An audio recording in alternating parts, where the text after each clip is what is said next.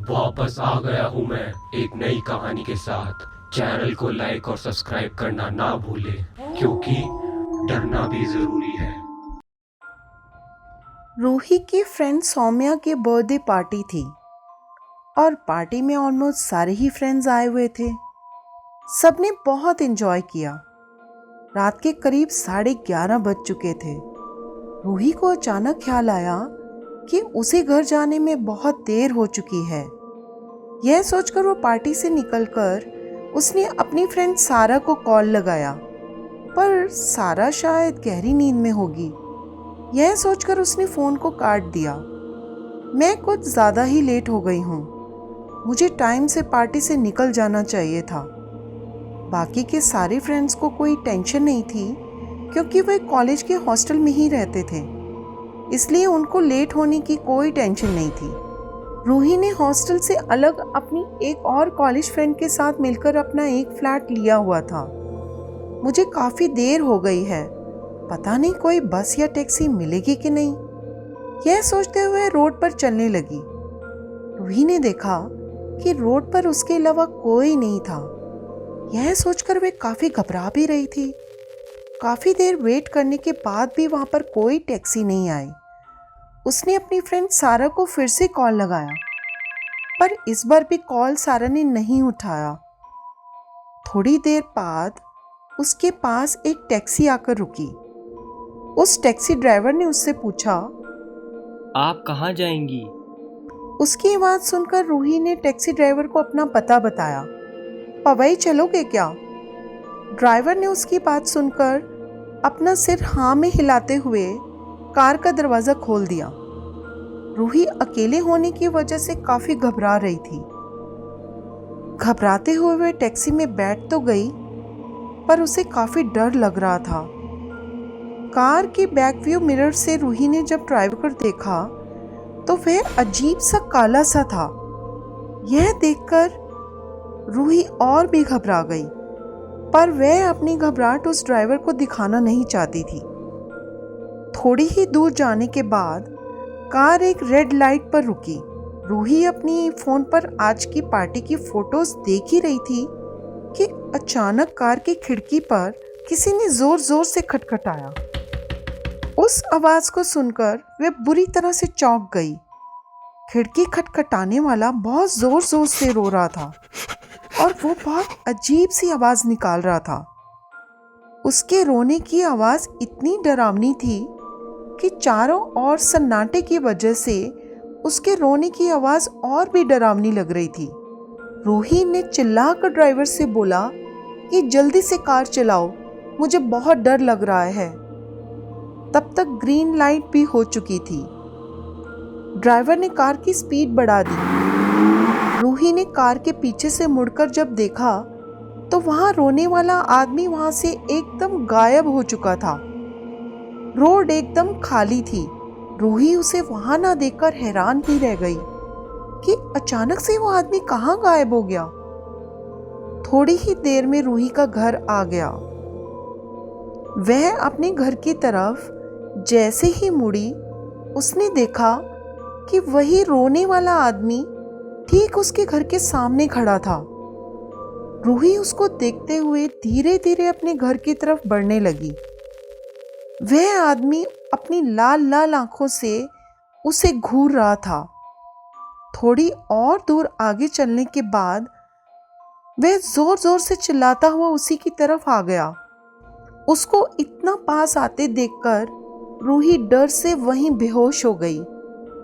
अगले दिन रूही की आंखें जब खुली तो वह अपने बेड पर थी। उसकी फ्रेंड सारा ने उसे बताया कि बिल्डिंग के गार्ड ने मुझे फ़ोन कर कर उठाया कि तुम रोड पर बेहोश पड़ी हो, और उसकी हेल्प से ही मैं तुम्हें घर लेके आई हूँ। क्या हुआ था तुम्हें? तुम ऐसे एकदम से बेहोश कैसे हो गई? उसकी बात सुनकर रूही ने सारा की बात का कोई जवाब नहीं दिया। वे काफ़ी डरी हुई सी थी। उसको इस तरह से डरा हुआ देखकर सारा ने रूही से कुछ नहीं पूछा। उसके बाद वे दोनों कॉलेज के लिए तैयार हो गईं। कॉलेज पहुंचकर सारा और रूही अपनी क्लास अटेंड करने के लिए अपनी क्लास जा पहुंची। वहां अचानक सारा क्लास की एक खाली सीट को देखकर रोने लगी। उसे इस तरह से रोता देखकर रूही ने सारा को समझाया कि अब तुम्हें रोना नहीं चाहिए। तुम्हारा बॉयफ्रेंड सारांश अब इस दुनिया में नहीं है, वह मर चुका है। अब रोने का क्या फायदा, वह अब वापस नहीं आएगा, तुम उसे भूल जाओ। उसकी बात सुनकर सारा रोते हुए बोली कि काश हम उस दिन घूमने का प्लान नहीं बनाते तो सारांश इस तरह से पहाड़ी से गिरकर नहीं मरता और आज वो जिंदा होता। सारा की बात सुनकर रूही अचानक से हड़बड़ा सी गई, क्योंकि उसे सारा के पास खड़ा हुआ वही रोता हुआ आदमी फिर से दिखाई दिया। ध्यान से देखने पर वह हैरान ही रह गई कि वह रोता हुआ आदमी और कोई नहीं सारांश ही था। शायद वह अपनी मौत का बदला रूही से लेने आया था, क्योंकि रूही ने ही उसे पहाड़ से धक्का मारकर गिरा दिया था, क्योंकि वह सारा और सारांश से बहुत जलती थी। सारांश रूही को नहीं सारा से प्यार करता था। सारांश सारा का बहुत ध्यान रखता और उसका ध्यान कभी भी रूही पर नहीं जाता।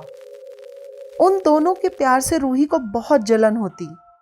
वह चाहती थी कि सारांश सारा को नहीं उसे प्यार करे और उसका फ्रेंड बन के रहे।